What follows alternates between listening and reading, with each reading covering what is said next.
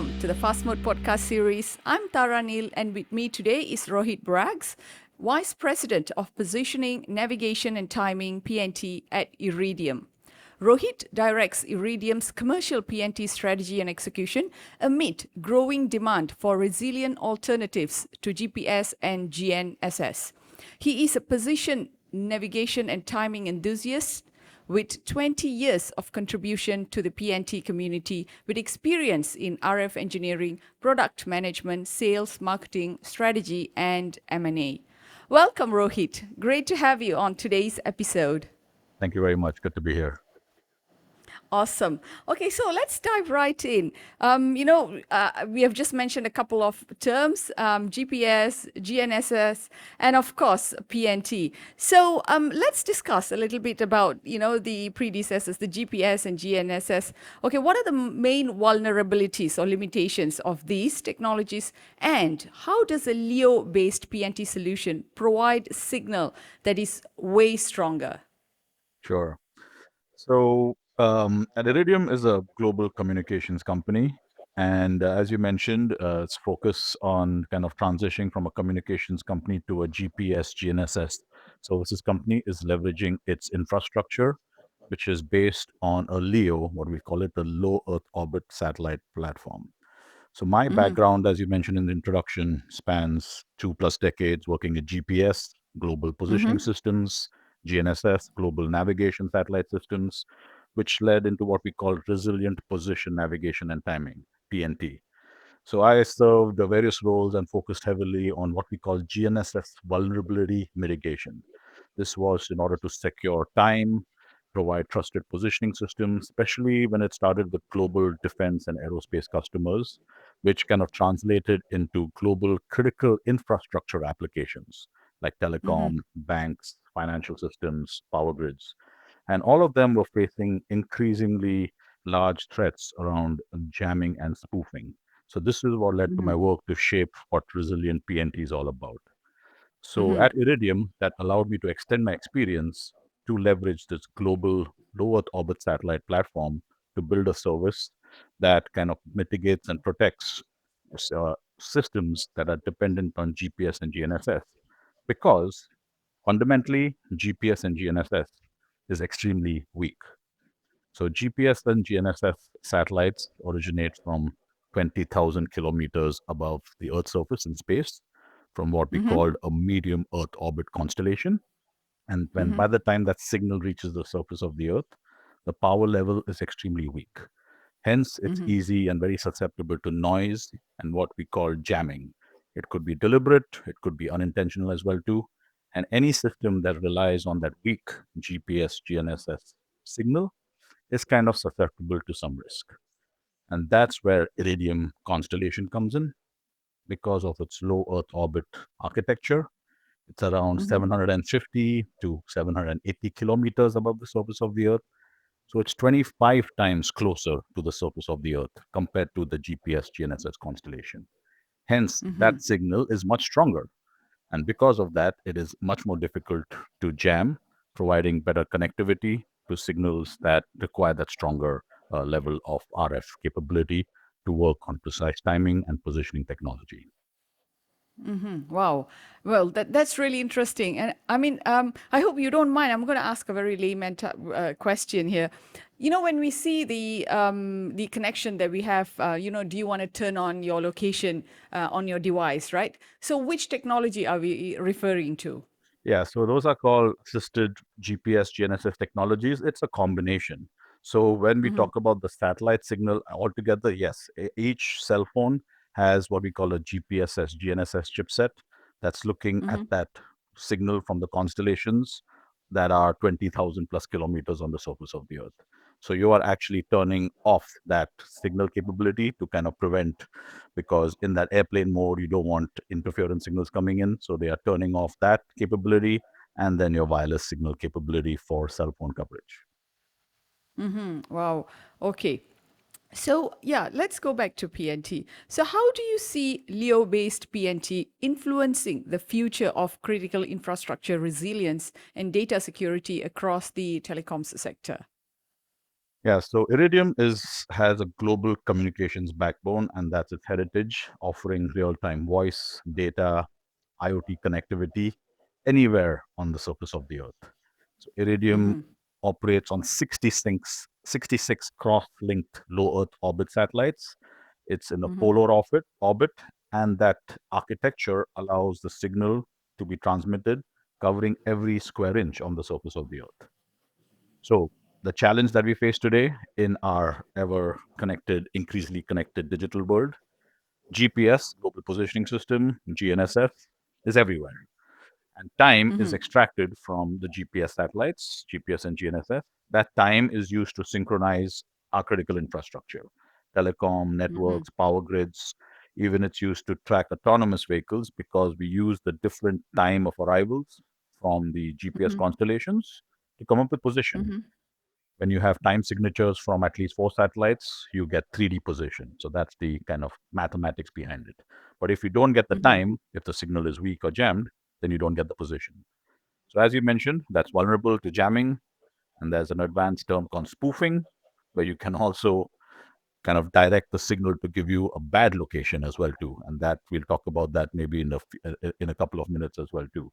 So these kind of cause the problems of critical infrastructure to go offline or give you false information. So at Iridium, we are providing resilient PNT solutions by offering lower latency, being closer to the surface of the Earth, stronger signal penetration, and global coverage. Because the signal is stronger, like I said, it can mitigate jamming. Iridium constellation is also cryptographically secure. That's why it is resistant to spoofing. It is secure because only authorized users can access the signal. GPS and GNSS is an open signal architecture. Everyone knows the signal structure, and that's why it is easy to engineer, and also a term called spoofing, where you can program the signal to tell a person he's somewhere else when he's actually in a different location. And that's called spoofing. But because the system is open, GPS and GNSS can be spoofed for the most part. Iridium PNT is a closed system. That's why we call it as cryptographically secure. So if you really want to protect your location and your information, Iridium PNT provides the resistance to spoofing as well too. And Iridium, like I mentioned, is closer to Earth, so it's 1,000 times stronger. That's what makes Iridium PNT kind of very critical for the deployment in these critical infrastructures. Okay. So, looking at the market, for this area. So I'm sure there are a lot of players in the GPS, GNSS space. So, when it comes to PNT, what are we looking at? What's the competitive landscape that we are looking at? So the competitive landscape, yeah. So there are multiple layers of protection and technologies available to unlock what we call positioning, navigation, and timing capabilities. So some of those start from the user equipment, from the receiver on the ground. As you mentioned, the handsets, the user equipment have GPS, GNSS chipsets, right? So we have component manufacturers that have position, navigation, and timing receivers on the silicon level. We also have some technologies called inertial measurement units or IMUs that allow to maintain position even without any external kind of signals as well too. When you move on top, then you have subsystems as well too that have inertial navigation systems that have various kind of signals integrated into each other. And those are called signals of opportunities, along with inertial navigation systems that provide a subsystem of position, navigation, and timing. We have vision-based systems, lidar-based systems as well too. Those are heavily used in driverless and autonomous vehicles as well, because that way you can visually see where you are and know your position. So those are all kind of local ways of kind of guaranteeing position as well too. And then from the signal perspective, there are terrestrial systems, there are systems that deploy kind of accurate time over fiber optics as well. And then on the space side, there are other signals and constellations coming on board that are kind of offering opportunities as well to use the same triangulation method to provide PNT. The benefit with Iridium is because we are in the market for more than a decade as well, offering commercial navigation, offering commercial communications capability, we are leveraging that mature deployment of the 66 satellites along with the ground infrastructure, and that availability is already global today. Okay, so yeah, you've talked about a little on the uniqueness of your PNT solution, right? So maybe you can elaborate more on some of the other specs that you bring to the market, and also maybe share some use cases, some of the top use cases for PNT. Sure. So yeah, so some of the unique specs which is kind of favorable to the kind of spectrum aspect is the Iridium transmits on the lower what we call L band. So L band experiences, this is a frequency range from 700 megahertz say to 2 gigahertz approximately, but we transmit in the L band as well. That kind of is beneficial for allowing signals to pass through walls, glass, construction, foliage as well too. So if that signal can penetrate to these kind of devices, to these kind of interferences, that's where it allows better application for devices that are indoors, for example, or through various different applications. So low, this power capability along with the frequency sharply increases the application and is a sweet spot for what we call position, navigation, and timing. So that's on the frequency spectrum. I talked about the higher power because it's much higher power compared to GPS. That allows us to transmit at a higher power. That means it can penetrate deeper indoors as well too, and allows it to be more more resistant to jamming. And then lastly, the global constellation is cross-linked. So that's one of the key specifications of Iridium as well too. It has the 66 active cross-link satellites. So we have diverse angles of arrival, we call it, where the satellites move horizon to horizon, where a user equipment can see a satellite very fast. So one satellite shifts, and within 8 to 10 minutes, you get another satellite, and that allows for better diversification of the signal coming in. This multi-azimuth geometry is a major advantage, causing the signal structure to change often, whereas GNSS stays pretty constant, and that allows for more protection and allows better access to indoor receivers as well too. So all these, the L band, the higher power, the faster signal transition as well to provide the protection, along with the cryptography, as I mentioned, mitigate spoofing. And these are all compliant on the L band channel, which is a very common frequency used for communication devices, and hence can be also integrated with the existing L band antennas, which end up being much smaller in form factor to receive the signal capability. And due to these, characteristics and specifications that you offer, what are the, use cases that, you foresee benefiting the most? Sure. So yeah, so several sectors, use GPS and GNSS, and we talked about defense, aerospace, critical infrastructure as well too. But to be more specific, telecom communication is a big market segment. Telecom networks rely on precise timing for synchronization across their towers, data centers as well too. Even brief GNSS GPS outages can cause the time signature and then the frequency sync to basically go off, which causes an issue with bandwidth and throughput. As we go into this world of 5G and faster kind of data speeds on the telecom network, if your time signature is off between the various towers and your infrastructure, that causes the signal to get disrupted, causing basically your 5G output or worse throughput in a way. So telecom integrators are leveraging uh, resilient PNT solutions to secure that timing aspect in case there's a GNSS outage. Because if there's a GNSS outage, there's a significant risk of large areas of regions not getting good telecom access or much worse quality of service. So providing this layer of capability is for telecoms. A similar approach Okay. is used for infrastructure, energy infrastructure. Power grids also use trusted time to maintain grid stability. Smart power grids as well are leveraging a lot of time and frequency distributed technologies to ensure that they work kind of very efficiently as well too. Our critical infrastructure was built on a backbone of GPS and GNSS, assuming that it was very secure. But as we know, because the power level is weak, that's where we need to build this resilient backup. Okay. Yeah. On the positioning side, I can give you an example on maritime. ships are experiencing, especially high transportation ships, oil tankers, extra, etc. as well too. And in general, the maritime market have been experiencing GNSS challenging environments, especially in the last few months as well too. Unfortunately, due to the geopolitical conflicts in Europe as well. So when a maritime vessel is trying to navigate using GPS and GNSS, and if there's a large, wide GPS jamming event, that's when they cannot actively use their autonomous and their navigation systems, which are tied to some kind of GPS GNSS signal, and there's significant risk of them kind of going off track.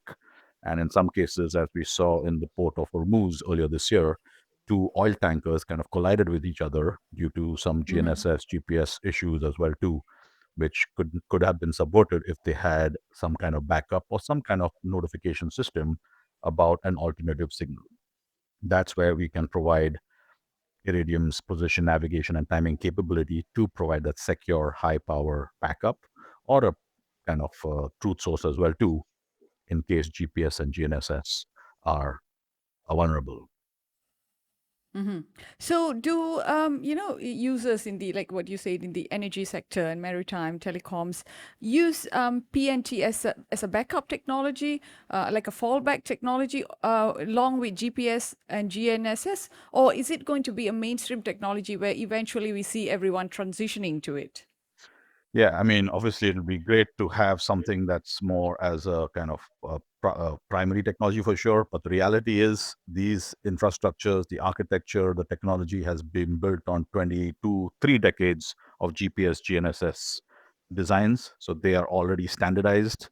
There are standards that are developed for telecom, for maritime, even for aviation, that are specifying GPS and GNSS being the primary. Of course, Mm-hmm. now there's a lot of discussions going on in the standards bodies for various critical infrastructure verticals like maritime, Mm-hmm. like aviation, and even telecom to actively think of a backup to GNSS. Mm-hmm. That's where Mm-hmm. Iridium PNT comes in, of course. And when Mm-hmm. GNSS is definitely not available in an area where there's continuous jamming or very high degree of interference, that's where Iridium PNT could, or an alternative resilient PNT technology can be a primary as well too. So right now it's kind of been used as a backup, but it can very well be Mm-hmm. designed in as a primary depending on the application. Okay, wow. Yep. And I have one last question, which is, you did mention about PNT being a more secure technology, and owing to its elements like the cryptographically you mentioned it's cryptographically secure. Yep. So and then you also mentioned that threats that do happen are things like jamming and all that. So who are the threat actors who participate in these kind of activities?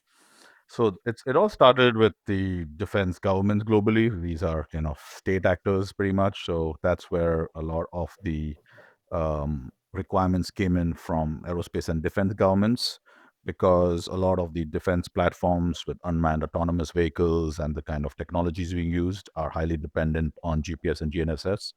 So when there's a conflict area, the first thing that happens is there's a wide area jamming signal sent out to basically try to disable all the communications devices for government actors, defense capabilities, and of course the unmanned vehicles as well too. And when Mm-hmm. these wide area jammers are used, of course, it kind of spills over commercial critical infrastructure as well.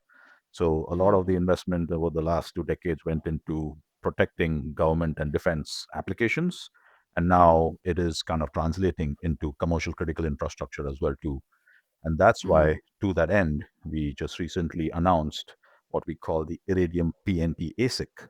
It's to really take our capability into the silicon, because in the past, to kind of design these technologies was very complex, to kind of come Mm-hmm. up with multiple subsystems, products, different modules, bolt on. So these ended up becoming very expensive.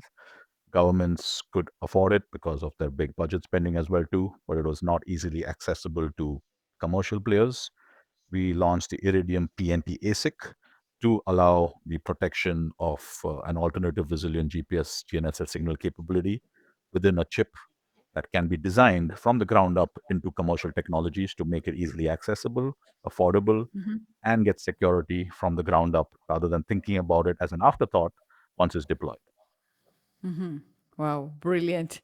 So, I was just a little bit intrigued. Do you think we'll see this technology on our handsets soon? Yeah, so that is the hope as well too. Right now, we've got a challenge to get it adopted into all the Yep. critical infrastructure verticals, like you said, the big players that have got significant Yep. economic, maybe safety of life concerns as well. But yes, I mean, definitely it should become mainstream. I don't see why not, because that's an area where we want to get to eventually. Because GNSS and GPS will not be available. So as everyone becomes more and more dependent on their position being accurately reported, so they can get Mhm. their Uber driver to show up at the right location. And if you don't get Yep. GPS, it kind of shows off a couple of miles away. It's a bad quality of Yes, experience. yes, So you always. need, Yeah. so that's Yes. where the kind of consumer-based kind of application can be perceived in the future. For now, we are Hmm. focusing on the high-value assets verticals, like I said, critical infrastructure, energy sectors, maritime, banks, defense platforms as well too, and coming soon to the consumer-based application for sure. Yeah, exactly. And I think, yeah, but like you said, look at the major where it can drive, especially the critical infrastructure and other critical services, right? So starting there, and perhaps, over time, we will see it being deployed in, like you said, to the retail sectors as well. So Exactly. I guess, yeah, like a really brilliant understanding of this topic. It's quite a new technology, so I guess that anyone listening to this would appreciate the role that simple things like positioning, navigation, and timing, we would just take it for granted. We all know what GPS is, but we don't really know the kind of technologies and the complications that go behind it. But this is good learning about this. So Rohit, thank you so much for joining us today and sharing those insights. Thank you very much. Awesome. Okay, so to everyone tuning in, thank you guys for listening. If you want to learn more, visit www.iridium.com and follow us for more updates and insights as we continue to uncover the latest in technology and telecommunications. See you in our next session. Bye bye.